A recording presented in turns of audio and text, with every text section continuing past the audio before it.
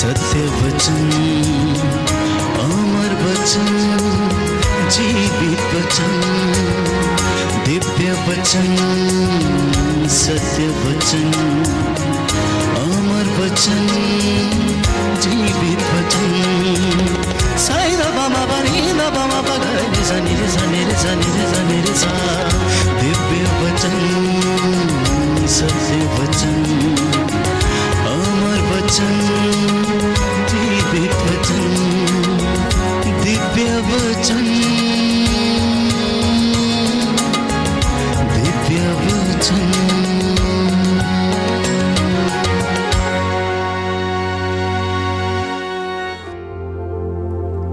उत्पत्ति ग्रंथ अध्याय 2 पद संख्या 17 और उससे आगे। उत्पत्ति ग्रंथ अध्याय 2 पद संख्या 17 और उससे आगे।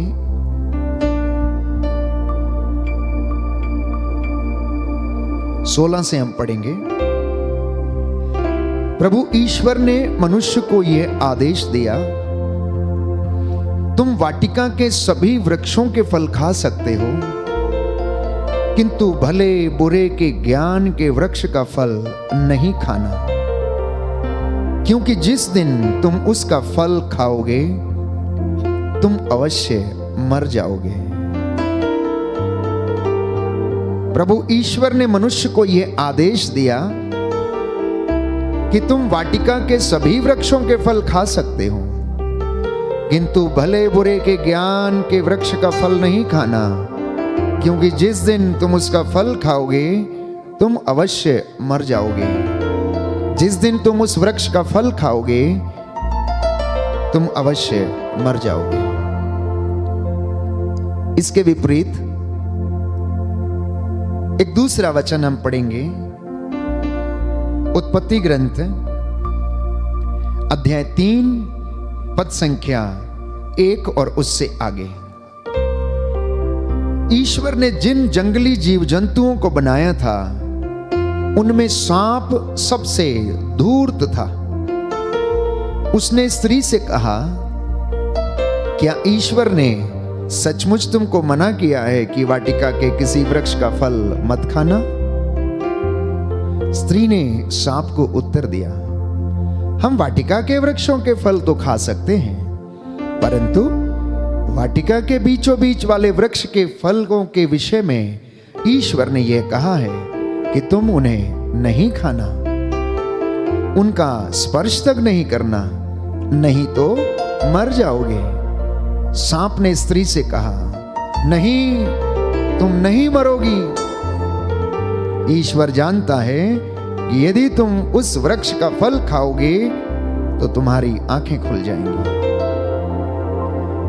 अगर आपने इन 2 वचनों पर ध्यान दिया तो परमेश्वर ने आदेश दिया मनुष्य को कि तुम वाटिका के बीचों बीच लगे भले और बुरे के ज्ञान का जो वृक्ष का जो फल है उसे यदि तुम खाओगे तो मर जाओगे।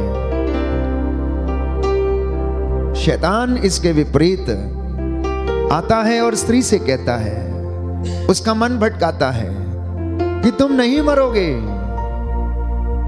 कहने का तात्पर्य यह है प्यारे भाइयों और बहनों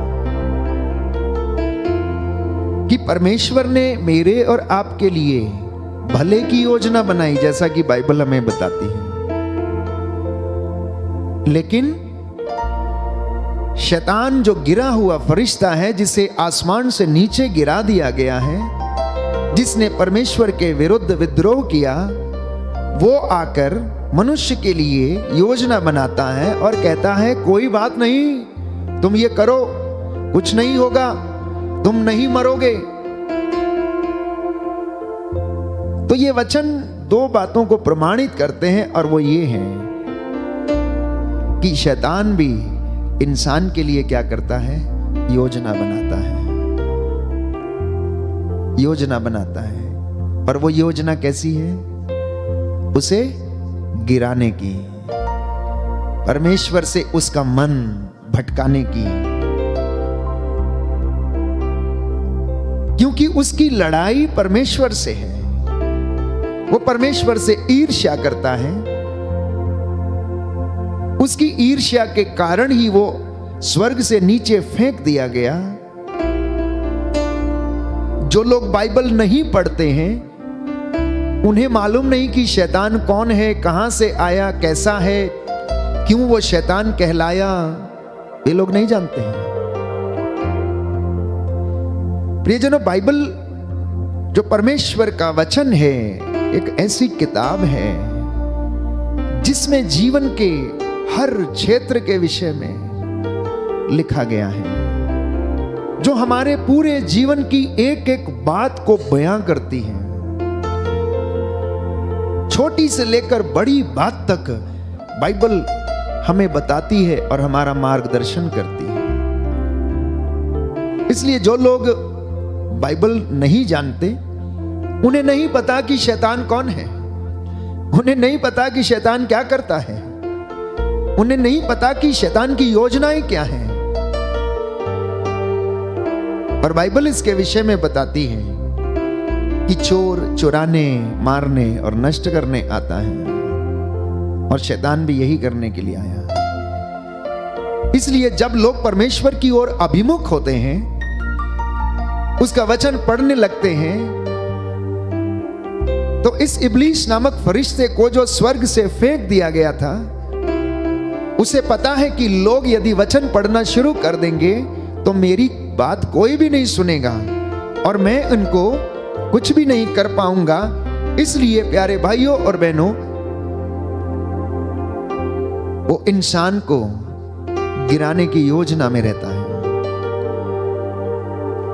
और इसी में वो लगा रहता है। तो मेरे और आपके लिए दो व्यक्ति योजना बनाते हैं। परमेश्वर, जैसा कि बाइबल में बताती है, यिर्मयाह का ग्रंथ अध्याय 29 पद संख्या 11 और उससे आगे, कि मैंने तुम्हारे लिए योजना बनाई है, तुम्हारे हित की योजना, तुम्हारे भले की योजना, मैं तुम्हें शांति प्रदान करूंगा। ये वचन बार बार हम पढ़ते हैं और जब भी हम याद करते हैं तो हमें लगता है कि परमेश्वर ने हमारे लिए योजना बनाई है जो हमारे जीवन में पूरी होंगी। लेकिन वहीं पर शैतान आता है और कहता है, नहीं नहीं, तुम ये काम करो, कुछ नहीं होगा, come on, don't worry, nothing will happen. भटकाता है, बोलता है ले लो, कर्ज ले लो, कोई बात नहीं, हो जाएगा, दे देंगे, इंस्टॉलमेंट दे देंगे। और कर्ज में दबा हुआ मनुष्य कभी उससे बाहर निकल नहीं पाता है, जितना कमाता है उसी में देता जाता है। तमाम ऐसी चीजें, वो हमारी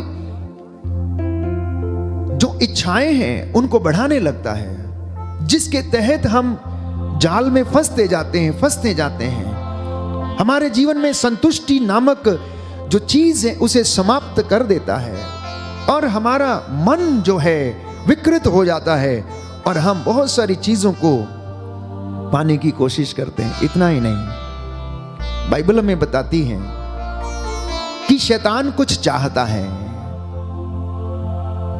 शैतान कुछ चाहता है।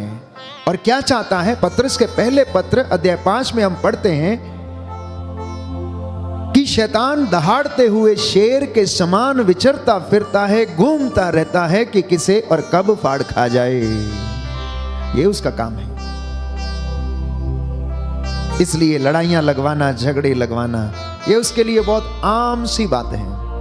और ये काम वो कैसे करता है? मेरे और आपके ही द्वारा करता है, लोगों के द्वारा करता है, मनुष्यों के द्वारा करता है, किसी दूसरे व्यक्ति के द्वारा नहीं करता, किसी चीज से नहीं करता है। अहंकार कि मैं बड़ा हूं, मुझसे बड़ा और कोई है ही नहीं। यही बात उसकी स्वर्ग में थी जब उसने परमेश्वर के विरुद्ध विद्रोह करना शुरू कर दिया।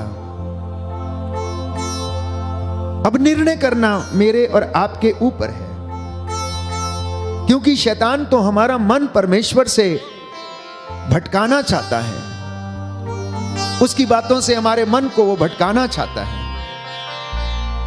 ईश्वर की ओर हमें जाने नहीं देना चाहता है। जब लोग वचन पढ़ना शुरू करते हैं तो मैं समझता हूं कि शैतान के सिर में दर्द होने लगता है कि आज ये बंदा मेरे चंगुल से निकल गया, क्योंकि इसने वचन पढ़ लिया, ये सत्य के प्रकाश में आ गया है, सत्य को इसने पहचान लिया है।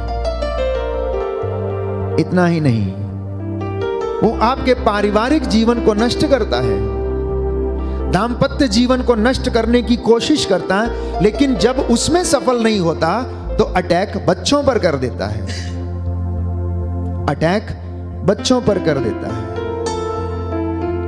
कुछ बच्चे जिनको कि प्यारे भाइयों और बहनों ड्रग्स का नशा नहीं है, लेकिन ऐसी बुरी लत लगी हुई है जिससे वो अपने आप को बाहर निकालने में सक्षम नहीं है। जैसे छोटे बच्चे और कुछ टीनेजर्स मोबाइल के शिकार हो चुके हैं, वीडियो गेम खेलने के शिकार हो चुके हैं। उसमें ऐसे ऐसे गेम्स आते हैं मारने काटने वाले, बस उन्हें वही गेम खेलने में मजा आता है। खाना भी भूल जाते हैं, रात दिन उसी में फंसे हुए हैं। वो नहीं जानते कि उनकी आंखों का नुकसान हो रहा है, वो नहीं जानते कि उनकी आंखों की रोशनी कमजोर हो रही है। लगातार जो उसमें से किरणें निकलती हैं, जो प्रकाश निकलता है, वो बच्चों का जीवन बर्बाद करता है। दूसरा, उनका समय बर्बाद करता है। तीसरा, उनका मन विकृत करता है। चौथा, उनको संगति से अलग करता है। पांचवा, घर में ही वो अपने आप को अलग महसूस करते एक कमरे में बंद कर लेते हैं। छठवां, अपने दोस्तों से अलग हो जाते हैं। सातवां, अपनी पढ़ाई लिखाई करने नहीं पाते हैं। आठवां, उनका मन केवल गेम में लगता है, पढ़ाई करने में पीछे रह जाते हैं, फेल होने लगते हैं। बहुत सारे लोग हैं, कई लोग माता पिता फोन करते हैं, फादर जी प्रार्थना करिए, मेरे बच्चे को बड़ी बुरी लत लगी हुई है, मोबाइल पर 8-10 घंटे बिताता है। इतना ही नहीं, बड़े लोग भी ऐसा ही हैं। वो चाहता है कि हम मुख से ईश्वर का आदर करें, लेकिन अपने कर्मों से नहीं। He wants that you should confess the name of Jesus with your mouth, but not with your actions. इसलिए प्रभु ने कहा, जो मुझे प्रभु प्रभु कर कह कर पुकारते रहते हैं, उनमें से सब के सब ईश्वर के राज्य में प्रवेश नहीं करेंगे, लेकिन वो जो मेरे स्वर्गीय पिता की इच्छा पूरी करता है, कामों को करता है, केवल वो स्वर्ग में प्रवेश करेगा। तो इसलिए इस शैतान की युक्तियों को समझने की कोशिश करना, तो आपका जीवन बदल जाएगा। क्योंकि प्रभु यीशु का वचन कहता है कि मैंने शैतान को हराया, मैंने उसके ऊपर जय पाई है, मैंने शैतान को स्वर्ग से बिजली की तरह गिरते हुए देखा है, मैंने तुम्हें सांपों और बिच्छुओं पर अधिकार दिया, कुछ भी तुम्हें हानि नहीं पहुंचा सकता है। लूकास का सुसमाचार अध्याय 10 पद संख्या 17 और 18 और उससे आगे हम वचन में पढ़ते हैं। इसलिए प्यारे भाइयों और बहनों, बाइबल हमें आमंत्रित करती है कि हम अपने लिए परमेश्वर से प्रार्थना करें और अपने परिवारों के लिए प्रार्थना करें और शैतान के षड्यंत्रों को, उसकी चालों को समझें, और परमेश्वर हमको अपने प्रेम से भरे ताकि हम उसके प्रेम में और आशीष में हम सदा बने रहें। Hallelujah, hallelujah. हे प्रभु यीशु, हे प्रभु यीशु, आपके वचन के द्वारा, आपके वचन के द्वारा मेरे जीवन में शांति आ जाए, शांति आ जाए, चंगाई आ जाए, चंगाई आ जाए। Hallelujah, hallelujah, hallelujah, hallelujah. तो निर्णय आपके हाथ में है। किसके हाथ में है? आपके हाथ में है, मेरे हाथ में है। आप क्या चुनना चाहते हैं? आप क्या चुनना चाहते हैं? यह निर्णय आपके हाथ में है। यदि आप बुराई चुनना चाहते हैं तो बुराई चुन लें, प्रभु कहता है। और यदि आप भलाई चुनना चाहते हैं तो भलाई चुन लें। यदि आप जीवन चुनना चाहते हैं तो जीवन चुन लें, और यदि आप मृत्यु चुनना चाहते हैं तो आप मृत्यु चुन लें। क्योंकि प्रभु का वचन कहता है कि उसने मुझे और आपको आजादी प्रदान की है। ये मेरे ऊपर और आपके ऊपर निर्भर करता है कि हम किस चीज को चुनना चाहते हैं। इसलिए प्रभु कहता है, मैं भलाई और बुराई, जीवन और मृत्यु दोनों तुम्हारे सामने रखता हूं। हेवा के सामने दोनों चीजें थी, लेकिन उसने क्या चुना? उसने आज्ञा का उल्लंघन चुना। इसलिए प्यारे भाइयों और बहनों, परमेश्वर के वचन के अनुसार जब हम पढ़ते हैं कि तुम मर जाओगे, प्रभु ने उन्हें अमरत्व का जीवन प्रदान किया था, अपना प्रतिरूप उन्हें बनाया था, लेकिन उन्होंने अपनी स्वतंत्रता का गलत इस्तेमाल किया और ईश्वर की आज्ञा का उल्लंघन किया।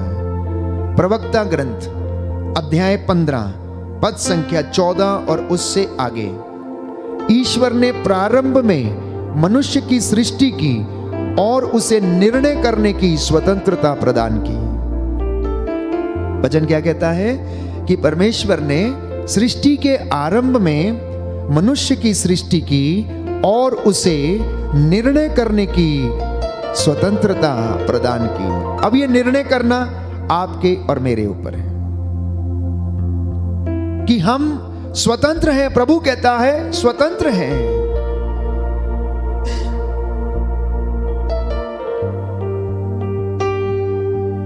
एक व्यक्ति ने आत्महत्या कर ली और उनके पड़ोसी ने, जो उनसे बहुत प्रेम रखते थे, उनकी आत्मा की शांति के लिए प्रार्थना करवानी चाहिए और कहा कि फादर जी, ये व्यक्ति ने आत्महत्या कर ली है, क्या परमेश्वर इसे बचा नहीं सकता था? क्या परमेश्वर इसे बचा नहीं सकता था? तो मैंने कहा अवश्य बचा सकता था, लेकिन प्रभु ये कहता है कि मैंने तुम्हें स्वतंत्रता प्रदान की मृत्यु और जीवन को चुनने के लिए। उसने अपनी मर्जी से मृत्यु को चुन लिया, तो मैं इसमें क्या कर सकता हूं? इसलिए बाइबल हमें बताती है कि प्रभु को हर पाप से घृणा होती है। जो पाप करता है वह ईश्वर पर श्रद्धा नहीं रखता। प्रवक्ता ग्रंथ अध्याय 15 पद संख्या 11 से मैं आपके लिए पढ़ूंगा। यह सुंदर वचन है जो आपके जीवन में आपके परिवार को आशीष और बरकत प्रदान करेंगे। यह मत कहो कि प्रभु के कारण मैं भटक गया। कुछ लोगों की आदत है, प्रभु ने हमें ऐसा कर दिया, प्रभु ने हमें यह कर दिया, प्रभु ने हमारा घर लुटवा दिया, प्रभु ने मेरे जीवन में ऐसा कर दिया। वचन कहता है यह मत कहो कि प्रभु के कारण मैं भटक गया हूं, क्योंकि जिससे वह घृणा करता है उसे प्रेरित नहीं करता। यह मत कहो कि उसने मुझे भटकाया, क्योंकि उसे पापी से क्या। प्रभु को हर पाप से घृणा होती है और जो पाप करता है वह ईश्वर पर श्रद्धा नहीं रखता। ईश्वर ने प्रारंभ से मनुष्य की सृष्टि की और उसे निर्णय करने की स्वतंत्रता प्रदान की। उसने अपनी आज्ञाएं एवं आदेश प्रकट किए और मनुष्य पर अपनी इच्छा जाहिर की है। यदि तुम चाहते हो तो आज्ञाओं का पालन कर सकते हो। यदि तुम चाहते हो तो आज्ञाओं का पालन कर सकते हो, और यदि ऐसा करोगे तो तुम जीवित रहोगे, मरोगे नहीं। आगे लिखा है ईश्वर के प्रति ईमानदार रहना तुम्हारी इच्छा पर निर्भर करता है। ईश्वर के प्रति ईमानदार रहना प्रियजनों आपकी इच्छा पर निर्भर है। इसलिए कोई परमेश्वर को ठगे ना, कोई परमेश्वर का ठट्ठा ना करे, कोई परमेश्वर की बातों का मजाक ना करे। यदि आप वचन नहीं जानते हैं तो परमेश्वर के विषय में आप नहीं जानते हैं। यदि आप वचन को नहीं जानते हैं तो आप यीशु को नहीं जानते हैं, क्योंकि बाइबल स्पष्ट करती है कि ईश्वर के प्रति ईमानदार रहना तुम्हारी इच्छा पर निर्भर है। उसने तुम्हारे सामने अग्नि और जल दोनों रख दिए हैं। हाथ बढ़ाकर उनमें एक का चुनाव करो। अग्नि और जल दोनों रख दिए हैं। जल जो जीवन का स्रोत है, अग्नि जो विनाश का स्रोत है, शुद्धता का प्रतीक। दोनों में से जिसको चाहते हो तुम उसको चुन लो। प्रियजनों, ये सुंदर वचन जब हम पढ़ते हैं तो ये हमारे हृदय और अंतरतम दोनों को, प्यारे भाइयों और बहनों, परमेश्वर के सामने खोल देते हैं। प्रवक्ता ग्रंथ अध्याय 1 पद संख्या 16 सुंदर वचन प्रभु हमें बताता है। प्रवक्ता ग्रंथ अध्याय 1 पद संख्या 16 और उससे आगे, कि प्रज्ञा का मूल स्रोत प्रभु पर श्रद्धा है। वह भक्तों को जन्म से ही प्राप्त होती है। उसने अपने लिए मनुष्यों के बीच सदा के लिए अपना निवास बनाया और वह उनके वंशजों के प्रति ईमानदार रहेगी।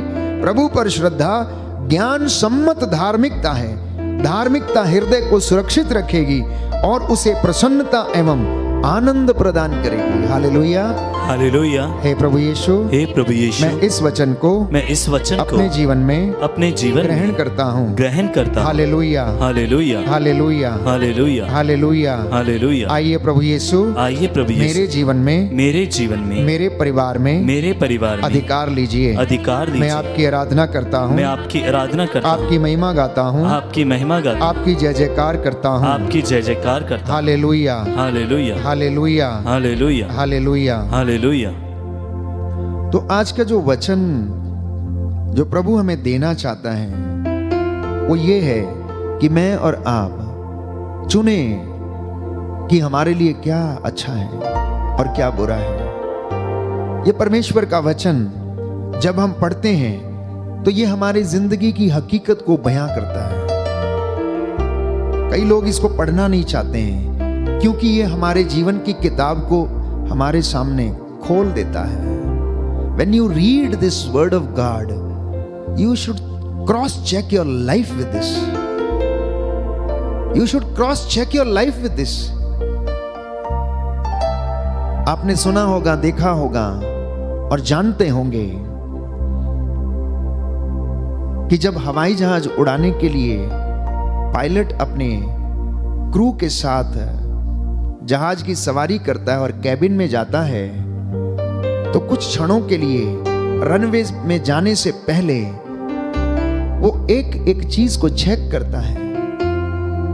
दोनों जने आपस में बात करते हैं। उनके पास एक बड़ी सी लिस्ट होती है जिसमें कि उन्हें रोज जब भी वो उड़ान भरते हैं उन चीजों को उन्हें चेक करना पड़ता है। हर एक बटन, हर एक मीटर वो चेक करके आपस में वो एक दूसरे से वार्तालाप करते रहते हैं और पूछते रहते हैं कि चेक हुआ या नहीं हुआ। इसीलिए प्यारे भाइयों और बहनों, बाइबल मेरे और आपके लिए ये वो किताब है, जिंदगी की वो किताब है जो हमारे जीवन को क्रॉस चेक करने के लिए हमें आमंत्रित करती है। अगर हम इसे पढ़ते रहते हैं, जानते रहते हैं, तो हमें पता लगता रहता है कि कहां और किस क्षेत्र में हमारे जीवन में कमी है, कहां और किस क्षेत्र में, किस जगह पर हमारे जीवन में कमी है। अगर आप पढ़ेंगे तो कभी भी धोखा नहीं खाएंगे, क्योंकि बाइबल इसके विषय में स्पष्ट करती है। मैं कुछ वचन आपके साथ साझा करूंगा कि बाइबल व्यवहारिक बातों के विषय में हमसे बताती है। जो लोग माता पिता का आदर करने में असमर्थ हैं, एक उदाहरण मैं आपको दूंगा बाइबल से कि माता पिता के प्रति बच्चों के कर्तव्य क्या है।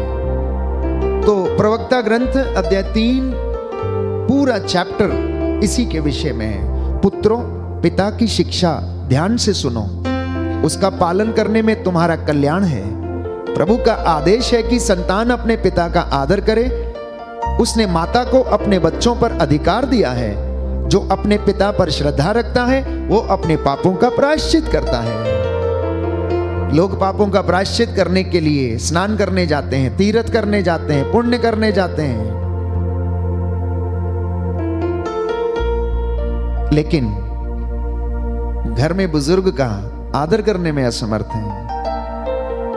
कई दफा ऐसा होता है कि लात घूंसे बुजुर्ग को खाने पड़ते हैं। कई दफा ऐसा होता है कि एक गिलास पानी भी उन्हें नसीब नहीं होता है, एक रोटी भी नसीब नहीं होती। इतना ही नहीं, आप में से बहुत सारे लोग कहते हैं कि वो बुजुर्ग तो बहुत ज्यादा गालियां देता है, उसका व्यवहार ही ऐसा है, वो तो बहुत कठोर है। बाइबल क्या कहती है सुनिए आगे, आप पूरा चैप्टर पढ़िएगा। पद संख्या 15 प्रवक्ता ग्रंथ। पुत्र, अपने बूढ़े पिता की सेवा करो, जब तक वह जीता रहता है उसे उदास मत करो। यदि उसका मन दुर्बल हो जाए तो उससे सहानुभूति रखो। अपने स्वास्थ्य की उमंग में उसका अनादर मत करो। क्योंकि पिता की सेवा और शुश्रूषा नहीं भुलाई जाएगी। वो तुम्हारे पापों का प्रायश्चित और तुम्हारी धार्मिकता समझी जाएगी। लोग तुम्हारी विपत्ति के दिन तुमको याद करेंगे और तुम्हारे पाप धूप में पाले की तरह गल जाएंगे। जो अपने पिता का त्याग करता है वो ईश निंदक के बराबर है। जो अपनी माता को दुख देता है वो ईश्वर के द्वारा अभिशापित है। मैंने एक उदाहरण आपको दिया कि जिंदगी की किताब जो परमेश्वर ने हमें दी है, अगर हम अपनी जिंदगी को इसके द्वारा क्रॉस चेक करते हैं तो हमें पता लगेगा कि हमें अपने रोजमर्रा की जिंदगी में अपने परिवार में किस तरह से जीवन बिताना है, और प्रभु इसके विषय में शिक्षा देता है। मैंने एक उदाहरण माता पिता और संतान के बीच का जो मैं आपको दिया, तमाम उदाहरण है इसके विषय में। पति पत्नी के संबंधों के विषय में, भाइयों के रिश्ते के विषय में, लेन देन के विषय में, व्यापार के विषय में, प्रभु के अपूर्व चमत्कारों के विषय में। 5 किताबें बाइबल की प्यारे भाइयों और बहनों, वो हमारी जिंदगी, रोजमर्रा की जिंदगी के लिए एक आईना है। सुक्ति ग्रंथ, प्रज्ञा ग्रंथ, उपदेशक ग्रंथ, प्रवक्ता ग्रंथ एवं भजन संहिता, जिसमें कि दाऊद लगातार प्रार्थना करता, निवेदन करता, प्रायश्चित करता जाता है। जब वो अपनी गलतियों को देखता है, कमजोरियों को देखता है, तो प्रायश्चित करता जाता है। तो ये बाइबल मेरा और आपका मार्गदर्शन करती है। तो मुझे और आपको विशेष तौर पर मसीहों को अपनी जिंदगी को, अपनी मसीहत को इस किताब के द्वारा रोज चेक करने की आवश्यकता है। परमेश्वर जो शांति का परमेश्वर है, जो जिंदगी देने में समर्थ है, जो हमें अपने सामर्थ्य से भरता है, जिसकी शांति मेरी और आपकी समझ से परे है, वो आपके विचारों और हृदयों को सुरक्षित रखेगा यदि आप उसके साथ रहेंगे। फिलिपियों का पत्र अध्याय 4 पद संख्या 7 में हम पढ़ते हैं कि परमेश्वर की शांति जो हमारी समझ के परे है, हमारे विचारों को, हमारे मन को और हमारे हृदय को सुरक्षित रखेगी। Hallelujah, hallelujah. यीशु की स्तुति हो, यीशु की स्तुति, यीशु को धन्यवाद, यीशु को धन्यवाद, यीशु की आराधना हो, यीशु की आराधना, यीशु की महिमा हो, यीशु की महिमा, यीशु को धन्यवाद, यीशु को हे धन्यवाद। प्रभु यीशु, हे प्रभु यीशु, आपके वचन के द्वारा, आपके वचन के द्वारा मेरे जीवन में, मेरे जीवन में शांति आ जाए, शांति आ जाए, चंगाई आ जाए, चंगाई आ जाए। Hallelujah, hallelujah, hallelujah, hallelujah, hallelujah, hallelujah, hallelujah. Hallelujah. और ईश्वर की शांति जो हमारी समझ से परे है, आपके हृदयों और विचारों को ईसा मसीह में सुरक्षित रखेगी। इसलिए आप लोग प्रभु में हर समय प्रसन्न रहें। मैं फिर कहता हूं, प्रसन्न रहें। सब लोग आपकी सौम्यता को जान जाएं। प्रभु निकट है, किसी बात की चिंता न करें, हर जरूरत में प्रार्थना करें और धन्यवाद तथा विनय के साथ ईश्वर के सामने अपने निवेदनों को प्रस्तुत करें। This is the life, this is the book of life, this is the book of instructions for your righteousness, आपकी धार्मिकता के लिए और आपके जीवन के लिए। निर्णय आपके हाथ में है कि आप क्या चुनना चाहते हैं और आप क्या करना चाहते हैं। इसलिए प्रभु कहता है, मैंने इन्हें स्वतंत्रता प्रदान की है। एक व्यक्ति पिछले दिनों फोन कर रहा और कहने लगा, फादर मेरी जिंदगी में सब कुछ है, मेरे परिवार में सब कुछ है, मेरे बच्चे अच्छी नौकरी पर हैं, लेकिन फादर जी फिर भी जीवन में ऐसा लगता है कुछ कमी है। काफी देर बात करने के बाद जवाब मिला कि उस व्यक्ति के मन में अशांति है, क्योंकि सारे कामों के होने के बावजूद परमेश्वर के वचन से वो बहुत दूर थे। वचन पर से वो अनभिज्ञ थे, सत्य से वो अनभिज्ञ थे, इसलिए वो खालीपन को महसूस करते थे।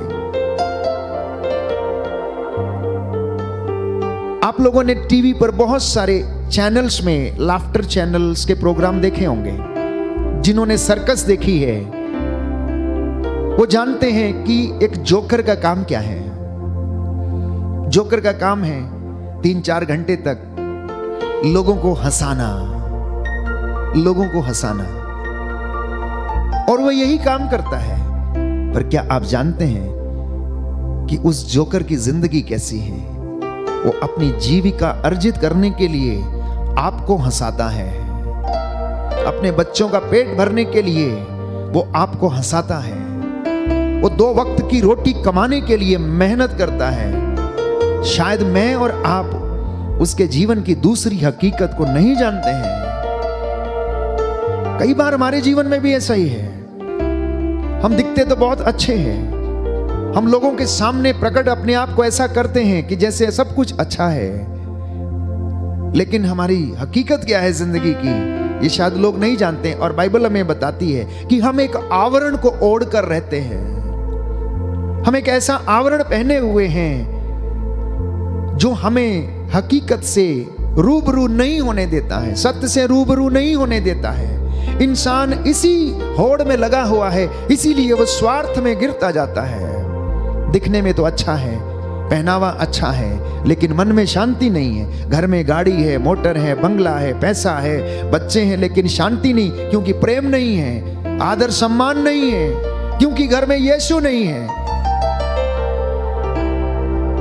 आज का ये वचन प्रभु यही चाहता है कि हम हमारे उस जीवन के ऑथर को, हमारे उस जीवन के निर्माता को, हमारी जिंदगी के उस जो निर्माता है, जो जीवन देने वाला है, उसको अपने साथ रखें, उसको अपने साथ रखें। हम अपने जीवन पर, अपनी बुद्धि पर, अपने सामर्थ्य पर गर्व न करें। जैसे पौलुस ने कहा कि मैं अपने सामर्थ्य पर नहीं, परंतु मैं तो यीशु के क्रूस पर गौरव करता हूं, मैं यीशु के क्रूस पर गौरव करता हूं। Hallelujah, hallelujah. हे प्रभु यीशु, हे प्रभु यीशु, मेरे जीवन में, मेरे जीवन आपकी में महिमा, आपकी महिमा सदा प्रकट होती रहे, सदा प्रकट होती हालेलुया, रहे। Hallelujah, hallelujah, hallelujah. तो अपनी जिंदगी के निर्माता को याद रखना, क्योंकि हम निर्माता से बढ़कर कभी नहीं बन सकते।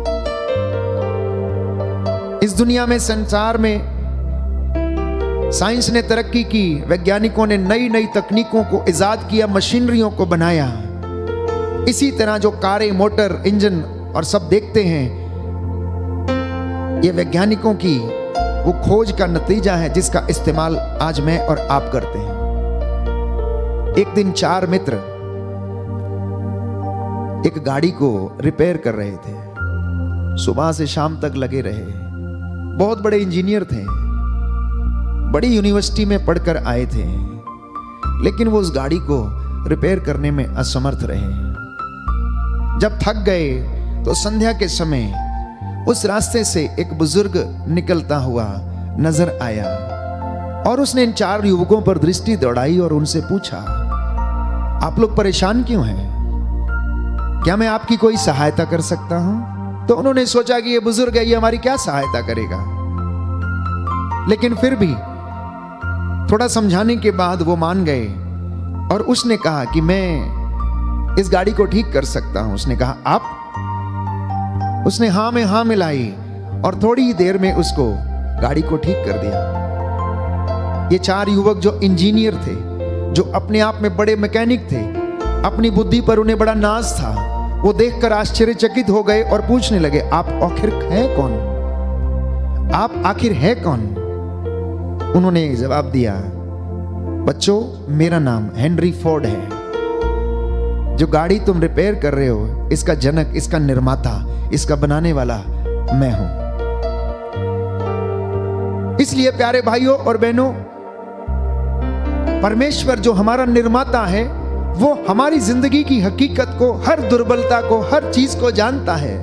वो हर तोड़ उसके पास है, हर बरकत, हर महिमा उसके पास है। हमारी जिंदगी में कब हम परेशान होते, क्या हमारे जीवन में चाहिए, ये बाइबल उसके विषय में हमें बताती है। ये बाइबल उसके विषय में बताती है। मैंने एक उदाहरण आपको दिया कि जब जहाज का पायलट जहाज उड़ाता है तो इंजन को पूरा लिस्ट के अनुसार सब कुछ चेक करता है, लेकिन जब वो लगभग 1000 किलोमीटर की रफ्तार से आसमान में लगभग 35 से 40 हजार किलोमीटर की ऊंचाई पर उड़ता है, तो जानते हैं वो कंट्रोल कहां से होता है? वो कंट्रोल होता है जमीन पर बने हुए कंट्रोल रूम से। उसे जो जो संकेत मिलते जाते हैं उसके अनुसार वो उड़ता रहता है। अपने आप में वो सक्षम नहीं होता है, अपने आप में वो कुछ नहीं कर सकता है। उसे सारे इंस्ट्रक्शंस जो है कंट्रोल रूम से मिलते हैं और उसी के सहारे वो आगे बढ़ता रहता है। जमीन पर स्थापित जो कंट्रोल रूम है उसे वहां से बताया जाता है अब तुम्हें कितनी ऊंचाई पर उड़ना है, कितना नीचे आना, कितना ऊपर जाना, आगे क्या है, कब तुम्हें नीचे आना है, सब कुछ इंस्ट्रक्शंस उसे देता है। तो अगर इंसान को इंस्ट्रक्शंस देता है,